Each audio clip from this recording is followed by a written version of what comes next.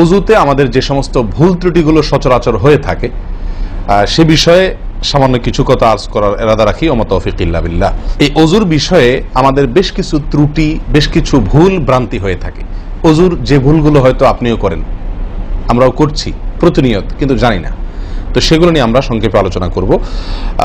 নবী সাল্লাল্লাহু আলাইহি ওয়াসাল্লাম বুখারী মুসলিমের হাদিসে আসছে, তিনি বলেছেন, লা তুকবালু সালাতুন বিগাইরি তাহুরিন, পবিত্রতা ছাড়া কোনো সালাত কবুল হবে না। কোন সালাত আল্লাহর কাছে অ্যাকসেপ্টেড, গ্রহণযোগ্য হবে না কি ছাড়া? তাহারাত ছাড়া, ওযু ছাড়া। মুসলিম বর্ণিত হাদিসে আসছে, নবী সাল্লাল্লাহু আলাইহি ওয়াসাল্লাম বলেছেন, যে ব্যক্তি পরিপূর্ণভাবে ওযু করবে, পরিপূর্ণভাবে ওযু করবে, ভালোভাবে ওযু করবে, এবং ওযুর শেষে কালিমাতুশ শাহাদা যেটা আছে, আশহাদু আল্লা ইলাহা ইল্লাল্লাহু ওয়াহদাহু লা শারীকা লাহু ওয়া আশহাদু আন্না মুহাম্মাদান আবদুহু ওয়া রাসূলুহু, এই কালিমায়ে শাহাদা পাঠ করবে ওযুর শেষে, এই ব্যক্তির জন্য আল্লাহ সুবহানাহু ওয়া তাআলা জান্নাতের সমস্ত দুয়ার খুলে দিবেন। প্রিয় ভাইরা, এখন আসি আমরা ওযুতে কি ভুলগুলো আমাদের এমন হয় যেগুলোর কারণে আমাদের ওযুর পূর্ণতা নষ্ট হতে পারে।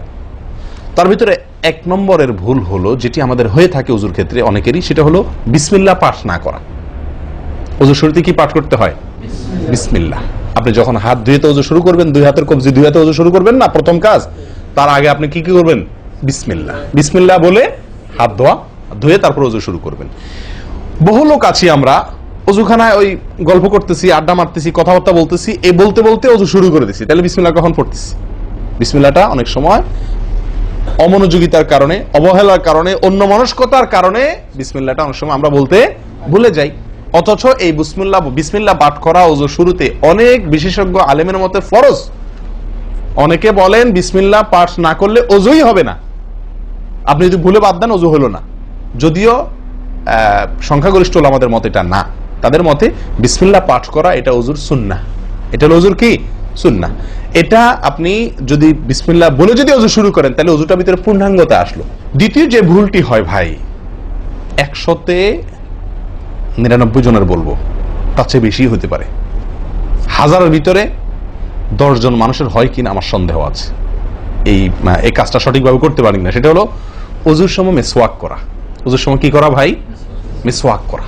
এটি এত গুরুত্বপূর্ণ সুন্নাহ যে নবী সাল্লাল্লাহু আলাইহি ওয়াসাল্লাম বলেছেন, বুখারীর হাদিস, লাউলা আন আশুক্কা আলা উম্মতি লা আমারতুহুম বিসওয়াকি ইনদা কুল্লি ওযু। বুখারীর হাদিস। নবী সাল্লাল্লাহু আলাইহি ওয়াসাল্লাম বলেন, আমার উম্মতের জন্য যদি কঠিন না হতো, তাদের জন্য কষ্টের কারণ না হতো, তাহলে আমি তাদেরকে বাধ্যতামূলক করে দিতাম, ফরজ করে দিতাম কি? প্রত্যেক ওযুর সময় মিসওয়াক করা। হাদিস থেকে, তার বক্তব্য থেকে বোঝা যায় যে ওযুর সময় মিসওয়াকের গুরুত্ব তার কাছে কত বেশি ছিল। 3 নম্বর যে ভুলটা আমাদের হয়ে থাকে সেটা হলো কুলির মধ্যে। দেখেন, প্রত্যেকটা কাজেই কিন্তু আমি একটা একটা করে আপনাদের দেখাচ্ছি ওযুর প্রত্যেকটা কাজে আমাদের ত্রুটিগুলো হয় কিভাবে। দেখেন, কুলির সময় ভুল হয়। কি ভুল হয়?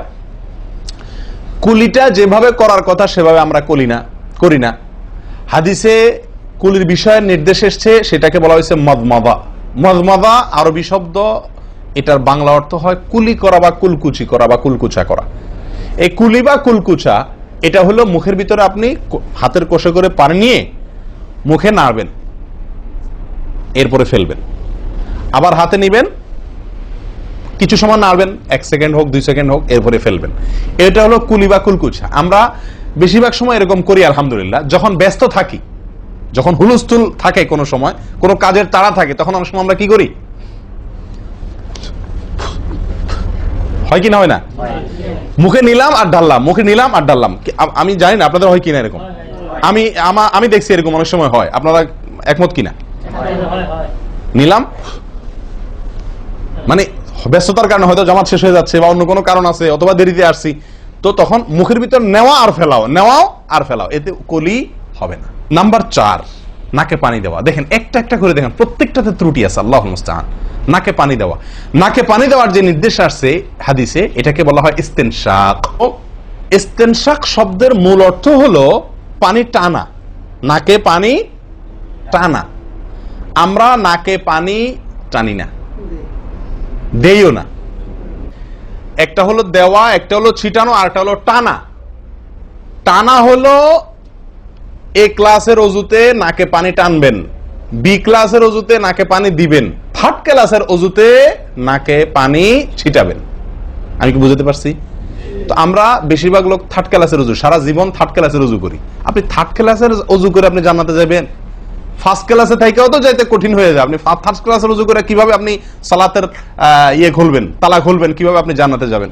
অতএব ভাই, এই নাকে পানি দেওয়ার বিষয়ে সাবধান থাকতে হবে। দেখুন, নিয়ম হলো আপনি হাতের কোষে পানি নিয়ে নাকে ধরলেন, নাকে ধরে হালকা কি করবেন? টান দিবেন, হালকা টান দিবেন, হালকা টান। কারণ একটু জোরে টান হয়ে গেলে সেটা কি হয়ে যাবে? নাকের তালু তো উঠবে, আপনার কষ্টের কারণ হবে। শরীয়ত আপনাকে কষ্ট দিতে চায় না, শরীয়ত আপনাকে কষ্ট দিতে চায় না। আল্লাহ সুবহানাহু ওয়া তাআলা চান না আমরা কোনো কষ্টে নিপতিত হই। অতএব আমি এমন জোরে টান দেবো না যে নাকের তালু তোড়ে, কিন্তু হালকা একটু টান দেবো যাতে করে অন্তত সামান্য একটু ভেতরে পানিটা যায়। নাকে পানি দেওয়ার উদ্দেশ্য আর কুলি করার উদ্দেশ্য এক। নাকে পানি দেওয়ার উদ্দেশ্য হলো নাকের ভেতরের যে ময়লাগুলা, ধারে কাছে যে ময়লাগুলা আছে, এগুলো যেন পরিষ্কার হয়ে যায়। আল্লাহর দরবারে দাঁড়াবো পরিচ্ছন্ন হয়ে, পবিত্র হয়ে। হ্যাঁ, এই জন্য নাকে পানি দেওয়ার নির্দেশ আছে। এখন আপনি যদি নাকে পানি কোষ নিয়ে ধরে একটু হালকা টান দেন, তাহলে ভিতরে কিছুটা পানি যাবে কি যাবে না? এটা আপনাকে করতে হবে। নাম্বার 2, এটা যদি আপনি করতে কষ্ট হয়, টান দিলে, আপনি আস্তে টান দিলেও উপরে উঠে যায়, তো দরকার নেই। তাহলে আপনি কি করেন? নাকে পানি দেন। নাকে পানি কিভাবে দিবেন? নাকটাকে অন্তত পানির মধ্যে কি করে রাখেন? চুবাই রাখেন, 1 সেকেন্ড চুবাই রাখেন। কিছু দূর পানি যাবে কিনা আমি কি বুঝাতে পারছি? আমরা অনেকে বিশেষ করে আমি দেখছি ওযু করার সময় নাকে পানি ছিটান। কিভাবে পানি ছিটান? ওই যে কষে করে পানি নিয়ে, লক্ষ্য করছেন আপনারা? এভাবে নিয়ে এরকম মারে পানিটা, এরকম মারলে সেটা কি হলো? ছিটানো হলো। হাদিসে যে ইস্তেনশাকের কথা বলা হয়েছে সেটা হলো না। আপনি সারা জীবন ওযু করলেন, অথচ আপনার কখনো নাকে পানি দেওয়ার সুন্নাহটি আদায় হলো না। সারা জীবন, আজীবন আপনার ওযুটি হয়ে গেল সুন্নাহ ছাড়া। আরেকটি ভুল ভাই, নাকে পানি দেওয়া একটা আমল, নাক ঝাড়া আরেকটা আমল। নাকে পানি দেওয়া এটা একটা নির্দেশ, আর নাক ঝাড়া আরেকটা নির্দেশ। আমি কি বুঝাতে পারছি?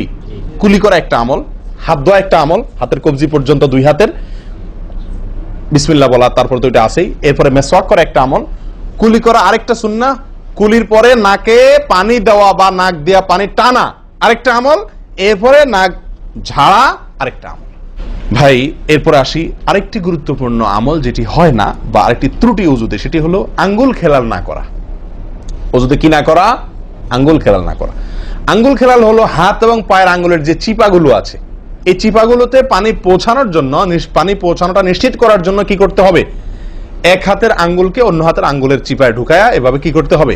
একটু হালকা নাড়তে হবে, যাতে করে জায়গাটাতে, চিপাটাতে পানি গেছে এটা নিষ্কারণ। এই চিপাগুলোতে পানি নাও যেতে পারে শুকিয়ে থাকার কারণে। তা আপনি যদি একটু না দেন পানির ভিজা আঙ্গুল দিয়া, তাহলে ইনশাআল্লাহ ওখানে পানি পৌঁছানোটা মোটামুটি নিশ্চিত হয়ে যাবে। ঠিক না? ঠিক। পায়ের আঙ্গুল কিভাবে করবেন? পায়ের আঙ্গুল তো আর এক আঙ্গুল অন্য পায়ের আঙ্গুল ঢুকাতে পারবেন না। সেটা করবেন হলো, অন্য হাদিসে আসছে, এই যে কোন আঙ্গুল আছে না, কোন আঙ্গুল দিয়া সব চিপাগুলোতে কি করবেন? ঘষা দিবেন। কোন আঙ্গুল দিয়া আপনার সব পায়ের আঙ্গুল চিপাগুলোতে ঘষা দিবেন। ভাই, আমরা কজনে করি এই খেলার আমলটা বলেন তো? পায়ের আঙ্গুল, কোন আঙ্গুল দিয়া পায়ের আঙ্গুলের চিপা খেলাল করা, হাতের আঙ্গুল খেলাল করা, কজনে করি আমরা বলেন? তাহলে এই ভুলগুলো আমাদের অহরহ হচ্ছে না ভাই? আমরা কি জান্নাতে যেতে চাই না? আমাদের সালাতটা সুন্দর হোক আমরা চাই না ভাই? আমাদের এই সালাত খুব পাওয়ারফুল হোক, শক্তিশালী সালাত হোক। এই সালাতের মাধ্যমে আমি অন্যায় থেকে বেঁচে থাকবো, এই সালাতের মাধ্যমে আমি জান্নাতে যাব, এই সালাত আমাকে খাঁটি মুসলিম বানাবে, এই সালাত আমাকে আল্লাহর কাছে প্রিয় বানাবে, এই সালাত কিয়ামতের দিন নূর হবে। আমরা চাই না ভাই? এগুলো যদি চাই তাহলে আমাকে ওযু সুন্দর করতে হবে, আর ওযু সুন্দর করতে গিয়ে এই ভুলগুলোর ব্যাপারে সাবধান হতে হবে। তাহলে আঙ্গুল খেলাল করা, পায়ের আঙ্গুল, হাতের আঙ্গুল আমরা করি না বললেই চলে ভাই। তো আজকে থেকে ইনশাআল্লাহ করব। তো ভাইয়ারা, ওযুর ক্ষেত্রে আরেকটি ভুল, এই যতগুলো ভুল বললাম এর ভিতরে বড় 2টি ভুল বলে ওযুর ভুলকে আমরা শেষের দিকে চলে আসছি। একটি বড় ভুল হলো শুকনা থেকে যাওয়া। কোন জায়গা যদি আপনার অবহেলার কারণে শুকনা থেকে যায়, ওযুর অঙ্গগুলো যেগুলো ধুইতে হবে, তার কোনো অঙ্গ যদি শুকনা থেকে যায়, ওযু হবে? ওযু হবে না। এক ব্যক্তি ওযু করে আসছে, নবী সাল্লাল্লাহু আলাইহি ওয়াসাল্লাম দেখেছেন তার ওযুর কোন জায়গা শুকনা আছে, তিনি বললেন যাও আবার ওযু করো, তোমার ওযু হয় নাই। তিনি তাকে পুনরায় ওযু করাইছেন। কেন? তার ওযু সঠিকভাবে হয় না, শুকনা রয়ে গেছে। অনেক সময় দেখা যায় আমাদের অনেক ভাই ওযু করেন, ওযু করলে বেশ কিছু জায়গা, বিশেষ করে যে কোন জায়গাটা, এই জায়গাটা দেখা যায় শুকনা থাকে। এই যে কানের লতির এই যে জায়গাটা, এখানে দেখা যায় একটু কি থাকে? শুকনা থাকে। কপালের দিকে দেখা যায় শুকনা থাকে। এই জায়গাগুলো অনেক সময় দেখা যায়, বহু লোককে দেখা যায় ওযু করে আসছে, এখানে শুকনা, এখানে শুকনা, পায়ের গোড়ালি, গিরা, এই জায়গাগুলোতে শুকনা। কারণ হলো ওই যে অবহেলা করে অজু করছে, কোন রকম অজু করছে, অজুটা যেভাবে করা দরকার সেভাবে করে নাই। ভাই এই জিনিসটা আপনার লক্ষ্য করা দরকার কি দরকার না? অজুই হবে না। এই যে ভুলগুলো বললাম এগুলা হলে আপনার অজু হয়ে যাবে, কাগজে কলমে অজু হয়ে যাবে। কিন্তু এখনকার যে ভুলটা বললাম, যদি শুকনা না থাইকা যা আল্লাহ মাফ করেন, তাহলে কাগজে কলমে অজু হবে না, কাগজে কলমেও কি হবে না? অজু হবে না। এত জঘন্য। সাবধান থাকার দরকার কি দরকার না?